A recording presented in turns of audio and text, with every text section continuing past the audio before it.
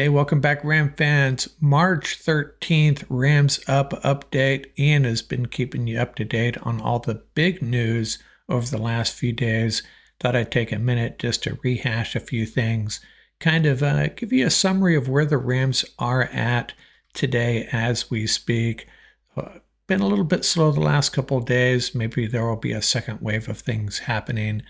And the first thing I wanted to do was rehash this Rams salary cap. Now, I'm going to summarize the top guys, rounding to the nearest million here. We have Matthew Stafford at 50 million or so.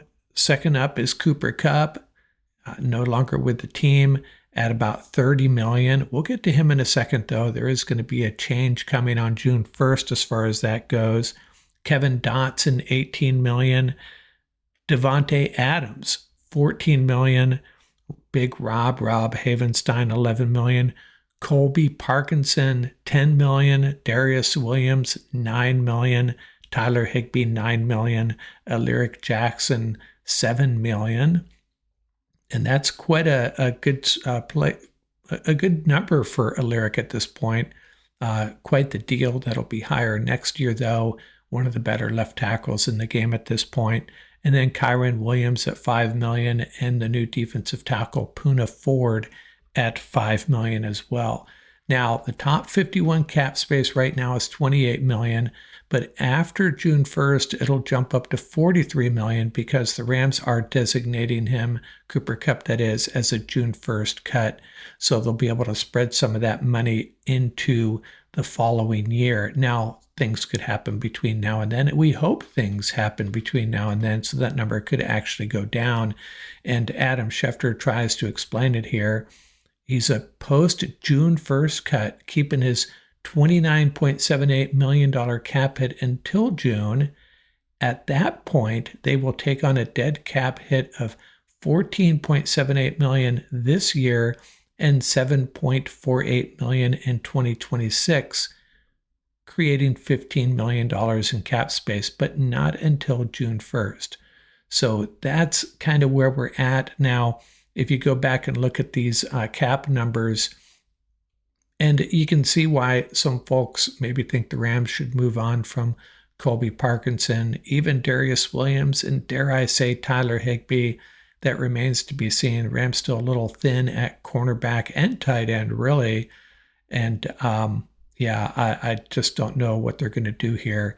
I would bet that one of those three are probably going to get cut at some point. I would think the Rams would wait till after the draft, though. So, Adam Schefter, thank you so much for clearing that up for us. I'll get through some breaking news real quick. Christian Roseboom to the Panthers and Jake Hummel to the Ravens. So that's right. Two more linebackers out the door for our Rams. And Joey Bosa is not going to the 49ers. He'll head to the Bills. I guess that's good news until we play the Bills in the Super Bowl, that is. And another defensive tackle following Bobby Brown. Well, Bobby Brown, they're not going to the same place. Gallimore is going to the Colts. And a cornerback who I think he said this is going to be his final year, Darius Slay, formerly of the Eagles, goes west across the state of Pennsylvania and lands with the Steelers. And Josh Uche, a very good edge rusher, takes over that duty for the Eagles. So some movement going on. Probably good that the Bosa didn't end up with the 49ers. That would have been quite a thing to deal with, the Bosa brothers there. So Bosa heading to the Bills. And let's rehash this Rams unrestricted free agent situation. So Michael Hoyt, Christian Roseboom, Hunter Long, Bobby Brown, Demarcus Robinson, Neville Gallimore, and Jake Hummel all moving on. And the remaining Ram free agents, cornerback Akilla Witherspoon, linebacker Troy Reeder. Hey, maybe he will have life with the Rams after all with all these exits. Offensive tackle Joseph Noteboom out there as far as I know, and safety John Johnson, offensive guard Connor McDermott, and defensive lineman Laurel Murchison. And with Gallimore and Bobby Brown moving on, Maybe they bring Murchison back. Remember, he was hurt. He was on IR twice last year. So I thought Hummel was going to be back. He was a restricted free agent, but the Rams apparently didn't make an offer, and he became available, and now he was gone. And he was a really big special teams contributor. We all saw that, and I think he will be missed. Going to get a chance with the Ravens, see what he can do there.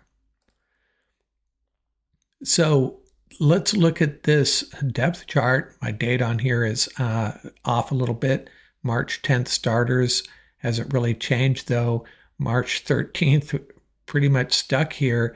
And the one thing I did add with Hummel moving on, key backups, I added linebacker Elias Neal because we have two linebackers on our roster right now, Omar Speights and Elias Neal. So I'm not sure if the Rams have plans for Elias Neal, but he may have an opportunity. And if you look across this defensive depth chart, for those on the podcast, I'll read it for you. Up front, Kobe Turner, Poona Ford, and Braden Fisk. That's a darn good group. And one of the key backups there would be Tyler Davis. Davis will get a lot of snaps for sure. The outside linebackers, Jared Verse and Byron Young. And, Brennan Jackson and Nick Hampton would be the backups there. So pretty good group. Linebacker, as I said, Omar Speights backed up by Elias Neal. If we're putting our best 11 on the field right now, Quentin Lake would be out there. Hey, Quentin Lake doesn't miss any snaps, so of course he's going to be out there. And then the cornerbacks would be Darius Williams and Kobe Durant. These safeties, Cam Kinchins and Cameron Curl.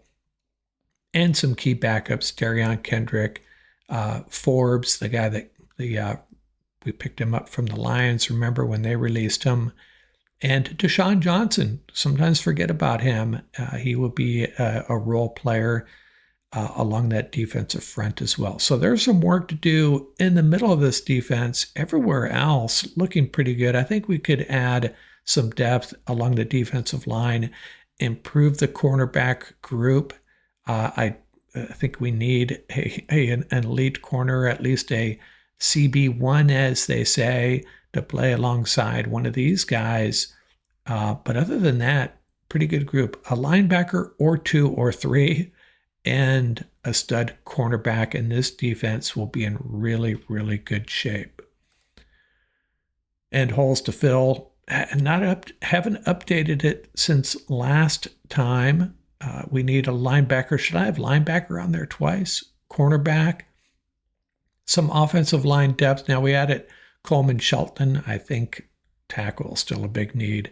And perhaps a tight end and a speed running back would just be icing on the cake. But seems to be a running theme across Rams world here. I've seen a couple articles of highlighting the desire for the Rams to add a fast running back. And you know who popped up one of those lists? I didn't really have him in that category. That was Woody Marks of USC, but hey, maybe I'm getting it wrong. Maybe Woody Marks would offer just that for our Los Angeles Rams. What else do we got here? Looking for linebackers. So I put together a short list here. Two veterans still out there. CJ Mosley was cut by the Jets, 5-time Pro Bowler, 32 years old, but man, at one time, he was one of the best in the league. The Rams brought over Bobby Wagner a couple years ago for some veteran leadership. CJ Mosley would provide that. 6'2", 231, 5-time Pro Bowler. And he was drafted by the Ravens originally and then played for the Jets. Now he's available. And a player I've always kind of liked, Kaiser White, still an unrestricted free agent, 6'2", 234, 28 years old. He was originally drafted by the Chargers, went over to the Eagles, and now the Cardinals, played 2 years for the Cardinals. Rams should have some familiarity with him, and I would welcome the addition of Kaiser White. Add one of these veterans and then draft a linebacker, maybe what we need to do. And is linebacker on the top of our wish list in the NFL draft? Our mock that we did, our live streaming mock draft, and this was before Jake Hummel and Christian Roseboom left. We added Jihad Campbell, of Alabama, 6'3", 235, first team all SEC. He'll likely be a first round pick. I think he'll be there at 26. And then Barrett Carter, I should say, out of Clemson, 6 feet 23, 231 pounds, sorry, first team all ACC.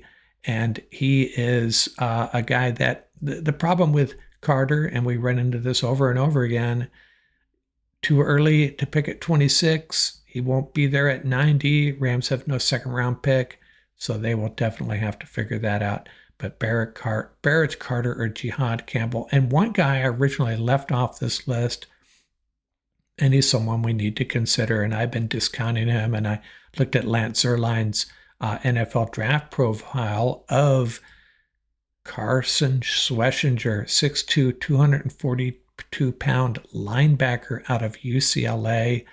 And Lance Zierlein loves this guy. He's a human bloodhound, pairing elite instincts with an understanding of blocking schemes and run tracks.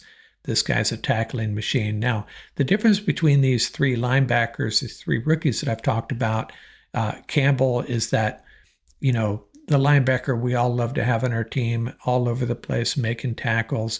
Barrett Carter, maybe not as fast as far as sideline to sideline, but he gets the job done, not as flashy. And Carson Schlesinger, probably a little bit more like Carter, just a solid inside linebacker, a little bit more old school, but man, he's going to be a good player for somebody. And I have a feeling one of these three guys is going to end up on the Rams, or hey, maybe they'll wait till later.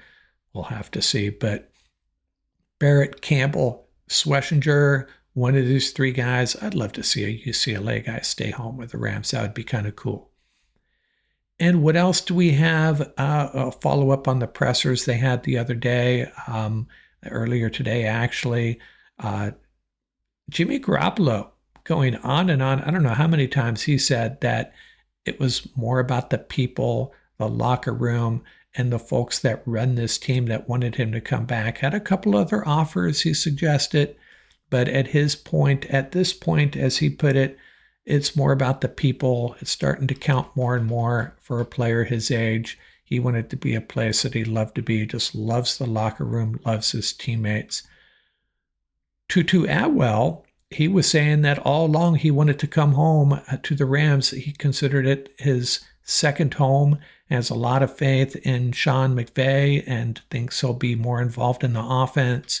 And he wanted to come back from day one, told his agent that, and I think he gave him another call to reinforce that idea after Matthew Stafford. It became clear Stafford was returning to the Rams. So Tutu is elated and just loves being with his team. And Davante Adams recounted we have all heard it, the Sean McVay sending him film of Sean narrating highlights of Davante Adams and just falling in love with his ability on the field via film and his narrations. Davante Adams said he thought it looked like Sean had taken that TV job after all, sounded like John Gruden, and it really impressed Adams. It reinforced the fact, that's something we already all know, that Sean McVay knows the X's and O's, loves this game, and wanted Davante Adams on this team badly. Adams saying, hey, Sean was pretty aggressive, but not in a bad way. He really appreciated it.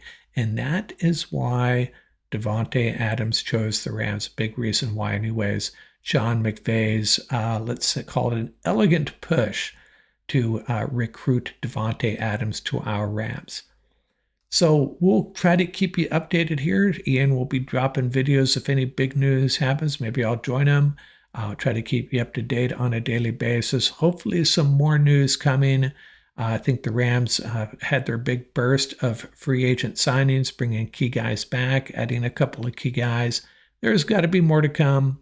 I have to see in the next week or so. A little bit of a lull here, but I think there's going to be another big signing or two. Maybe not a big signing, but a signing or two to alleviate a couple of our concerns, especially on the defensive side of the ball, I think. That's it Out here from Rams Up. Talk to you soon.